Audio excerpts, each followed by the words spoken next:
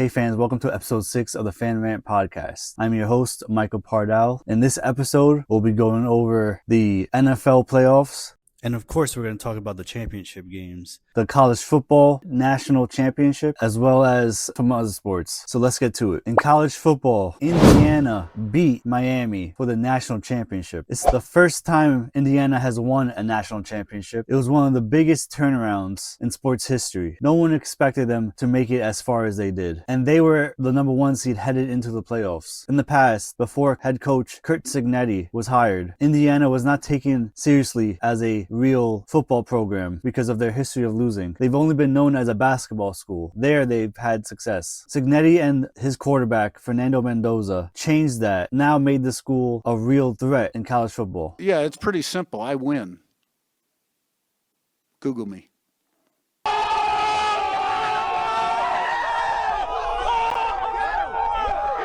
At least for the time being. Mendoza, who is expected to be the number 1 pick of the NFL draft and probably play for the Raiders, had one of the great national championship moments you'd see, or at least plays you'll see. Got to get to the 8. He's going to take off and run. Mendoza weaves his way first and goal, diving toward the end zone. Touchdown! Miami had a chance to win the game. They needed a TD with under 2 minutes left in the game to take the lead. But on that drive, Miami quarterback Carson Beck threw an interception that sealed the game for Indiana. Beck steps up, delivers downfield, intercepted! Jamari Sharp makes the pick. Credit to Miami, they were one of the few teams who actually gave Indiana problems this season. So congratulations to Indiana. Everyone's worst nightmare came to life. The Patriots are back in the Super Bowl. I'm sorry. They beat the Broncos 10-7 in the AFC Championship. They played a Broncos team that was without their quarterback, Bo Nix, who is out for the rest of the season with an ankle injury. So they had to play Jarrett Stidham, and it would have worked if the weather didn't drastically change. Stidham had a great drive in the first quarter, and that was it when the weather was fine.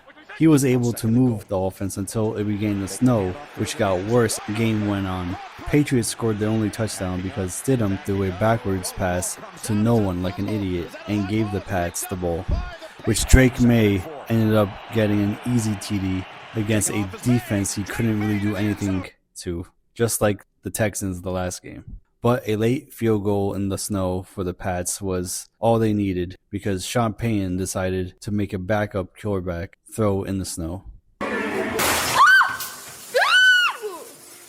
In the NFC Championship, Sam Darnold balled out. He led his Seahawks to a 31-27 win over the Rams. He threw for over 300 yards and 3 TDs. Matthew Stafford also balled out for the Rams, but it was the Seahawks' elite defense that made a critical 4th down stop, which was a result of Sean McVay's poor game decisions. With less than 5 minutes left in the game, McVay decided he was going to go for it on 4th and 4 at Seattle's 6-yard line. What happened, you may ask? If you didn't watch, Stafford's pass was broken up in the end zone by Devin Witherspoon, who is an all-pro cornerback, by the way. They had an easy field goal attempt, but these teams nowadays love going for it on 4th down and not take the easy points. And that was the game. But Sam Darnold, the Jets almost destroyed him, but he persevered even if it took bouncing around a few teams.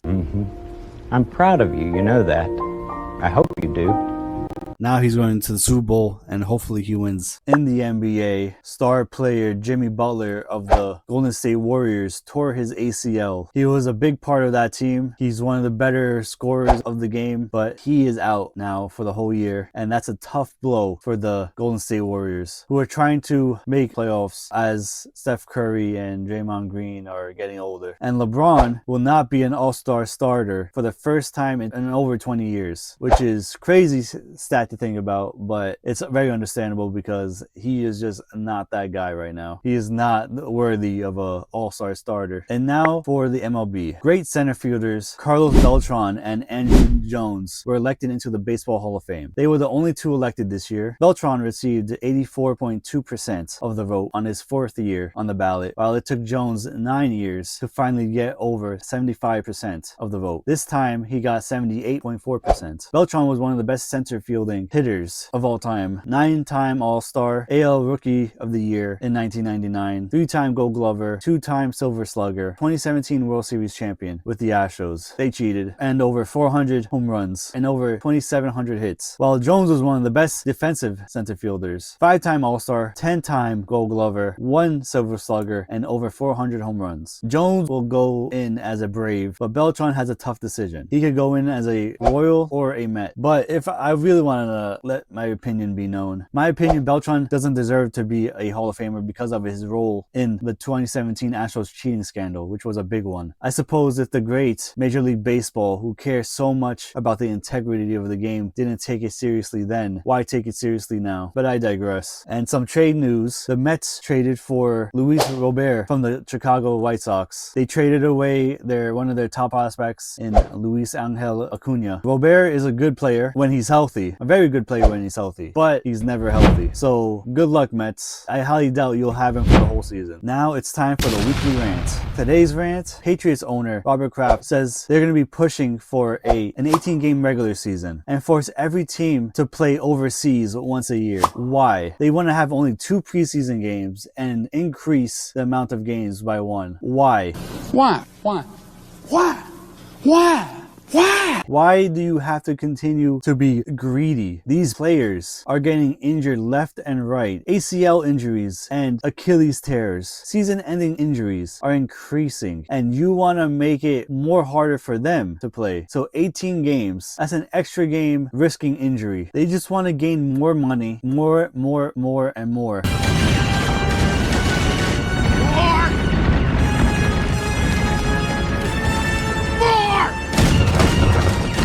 Like what's the scheduling gonna even look like with that? Every team has to play overseas at least once a year. That I could get behind. Okay, fine. You want to expand the global reach. That's fair. But to destroy these players' health even more is absolutely crazy to me because there's no need for that. It was fine with 16 games. You increased it to 17 games. Now you're gonna increase it to 18 games. To me, this is just being greedy. It's not for the betterment of the sport. To me, this is just being absolutely greedy. You want to get more rich at the expense of players. More football doesn't always mean better football, especially if my team comes home injured. And now for the winner of the week, the New York Giants. Why they are the winners? Because they hired a Hall of Fame coach in John Harbaugh, who is capable of turning this team around. A team that's been awful for over 10 years now. A team that's been desperate to be a consistent winner. I know the challenges.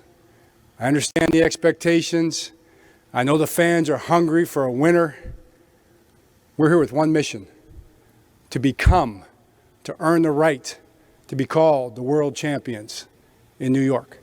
And that's what we plan to do. And John Harbaugh, all he was doing was winning. Sign me up for that. Now, he hasn't had much success in the Super Bowl because he's only been to 1 out of those 18. But at this point, Giants fans will take the winning at this point and hopefully, have a chance at the Super Bowl. Just get into the playoffs consistently and have a chance at the Super Bowl. We'll take that any day of the week. And he's the type of guy who's going to be leading this team. A team that was desperate for a leader, who were desperate for an adult in the room. And now they have that. And he just had his press conference. Any Giants fans listening, you wanted to hear that. And any player on the Giants, you wanted to hear that. So hopefully he leads us to the promised lands and help this team go back to being one of the great franchises of the NFL. And loser of the week, the Cleveland Browns. Why they're the loser of the week? The Cleveland Browns are the losers because no one wants to coach for them. A bunch of coaches have declined interviews with them to pursue other coaching jobs. Mike McDaniel was one of them. I believe Mike McCarthy was one of them. One of the top 2 available head coach candidates out there. And they both declined. And I believe Brian Dable also declined. Top candidates do not want to play for a dumpster fire, the Cleveland Browns are.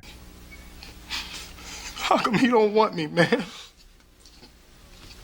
Who have absolutely zero idea who is even playing quarterback. They have Deshaun Watson, Shedeur Sanders, and Dylan Gabriel on their roster. And you think coaches want to play for them? I don't think so. No way. I know I wouldn't. They have a great defense, don't get me wrong. That could entice a coach, sure, a defensive coach. But does anyone want to deal with the chaos at the quarterback position like they are now? No, I would not. So now the Browns are going to get a no-name assistant, probably. They might might have to sign the Rams pass game coordinator, Nathan Shieldhouse, as their coach. A young guy who is only 35 years old, no experience head coaching, sure, but he looks like the top candidate because there's just absolutely no one else they could go turn to right now. So God bless that man. If he does get hired, good luck. He's gonna need it. And that's it for episode 6 of the Fan Rant podcast. If you got any idea, or if you're a Patriots hater, drop a like, subscribe, drop a comment. But man, I hate the Patriots, and now look where they are. Per usual, they just keep on winning. But anyways, I will see you next episode.